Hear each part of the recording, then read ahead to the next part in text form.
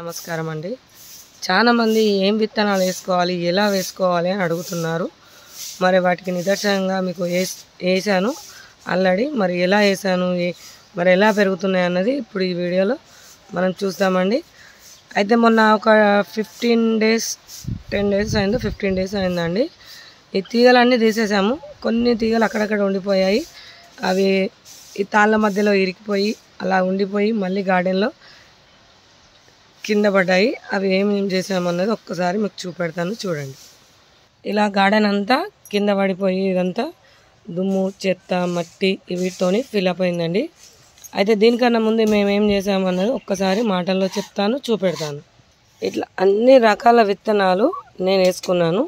చిత్రాడ బీర, గోడు చిక్కుడు, బెండకాయ, కొన్ని పడి మొలిసినవి కూడా ఉన్నాయి.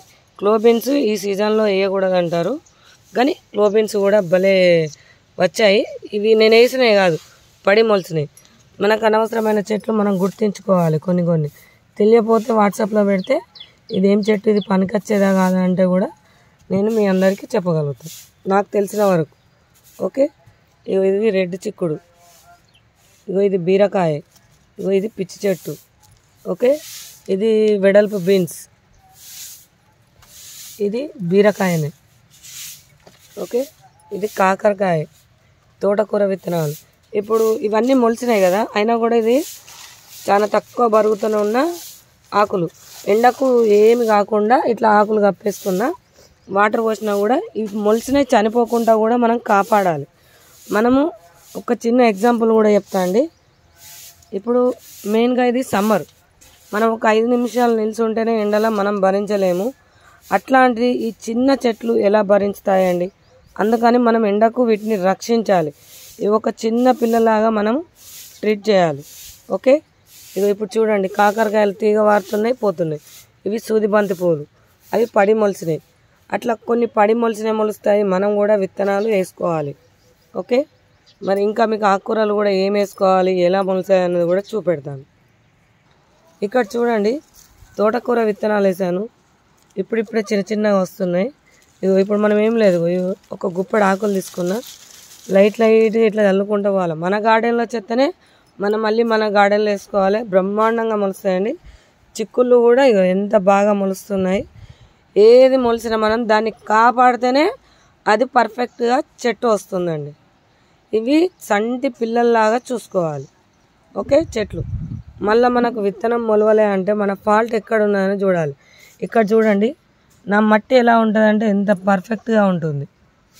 ఓకే, ఇంత పర్ఫెక్ట్ మట్టి ఉంటేనే ఇంత బ్రహ్మాండంగా మొలుస్తాయి. మట్టిలో ఆవు పేడ, కొంచెం కోకోపీటు, కొంచెం ఊక, ఇవే వేసుకుంటే సరిపోతుంది. మిగతాదంతా మన ఎండిన ఆకులతోనే ఈ చెట్లకు బలము అని ఇదివరకు 4 ఇయర్స్ నుంచి మీకు చెప్తూనే ఉన్నా. ఓకే, చెట్టుకు బలం ఆకులు, ఏ ద్రావణం వేసే అవసరం లేదు, బ్రహ్మాండంగా పెరగచ్చు. చూడండి, ప్రతి కుండీలో ఎంత బాగా మొలుస్తున్నాయి. ఇంకొకటి మీకు ఇక్కడ చూపెట్టవలసింది, గంగవల్లి కూర వేసుకోవాలి ఈ సీజన్లో. దానికి వాటర్ కంటెంట్ అనేది ఎక్కువ ఉంటుంది. సమ్మర్లో తింటే బాగా చలువ. మా పల్లెటూళ్ళల్లో గంగవల్లి కూర వెనకటి నుంచి తింటున్నాము. ప్రతిసారి మీకు చెప్తున్నాను, ఎండాకాలం వస్తే గంగవల్లి కూర వేసుకోండి, చాలా బాగుంటుంది అని.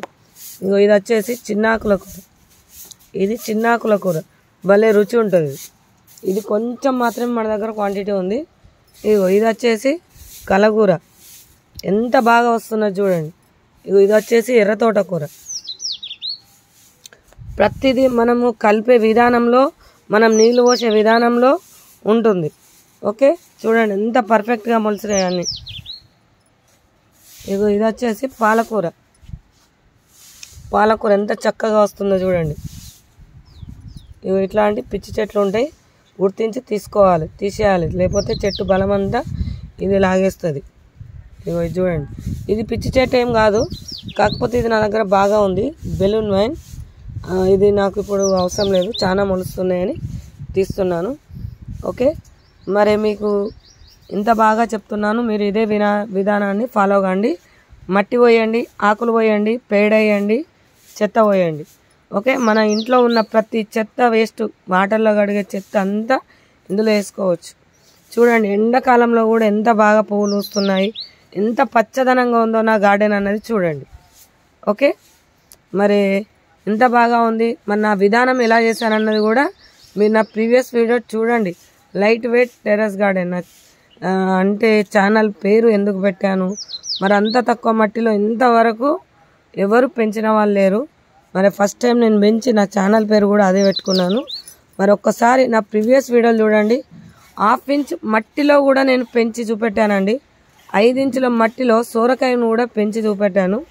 మరొకసారి నా ప్రీవియస్ వీడియోలు కూడా చూడండి. ఓకే, ఇక చూడండి ఇక్కడ కళ్యామాకు చెట్టు కూడా ఎంత బాగా వస్తుంది సమ్మర్లో. చూడండి, చూసారా మన నాటు కళ్యామాకు చెట్టు. ఇవి ఇక్కడ చూడండి క్లోబిన్స్ ఎంత బాగా కాస్తున్నాయి, విత్తనానికి కూడా రెడీ అయిపోయినాయి. ఇగో టమాటా చెట్లు ఎంత బాగున్నాయి చూడండి. ఇంకా బోలెడు ఉన్నాయండి, ఇవి రీమార్క్ చేసినాయే ఇన్ని రకాలు ఎంత బాగా కాస్తున్నాయో చూడండి. ఓకే, మరి ఉంటానండి. ప్రతి విత్తనం ఒక్కొక్క టైంలో మొలుస్తుంది, అన్నీ ఒకటే టైంలో మొలవాలని ఉండదు అండి. ఒక్కొక్క సీజన్లో ఒక్కొక్కటి. ఇప్పుడు కొత్తిమీర కానీ మిర్చి కానీ లేట్గా వస్తుంది, అట్లా టమాటా ఆకుకూరలు త్వరగా వస్తాయి, వంకాయలు కొంచెం లేట్గా వస్తాయి. అట్లా ఒక్కొక్కటి ఒక్కొక్క విధానంగా మొలుస్తుంది. సరేనా అండి, ఉంటానండి. మీకు ఏదైనా డౌట్ ఉన్నా కూడా నాకు కాల్ చేసి మాట్లాడచ్చు.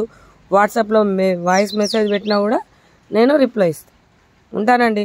ఇంకొక విషయం, మన దగ్గర 500+ దేశీ విత్తనాలు, 50 రకాల దుంపలు, 25 రకాల కటింగ్స్ కూడా అవైలబుల్ ఉన్నాయి. ఓన్లీ దేశీ, నో హైబ్రిడ్. ఓకే, ఉంటానండి. బాయ్.